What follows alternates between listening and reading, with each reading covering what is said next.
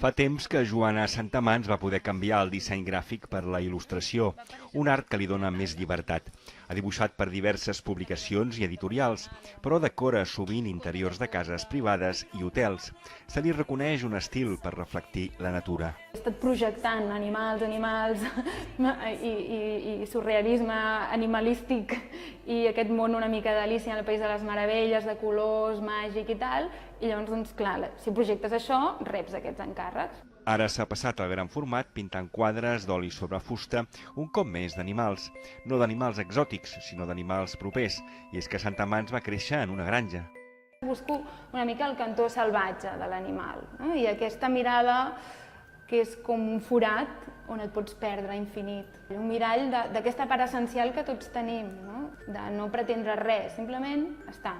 No per casualitat, un dels darrers encàrrecs ha estat il·lustrar una reedició del llibre Els gats il·lustres, de Doris Lessing. Els animals de la galeria romanen exposats 15 dies.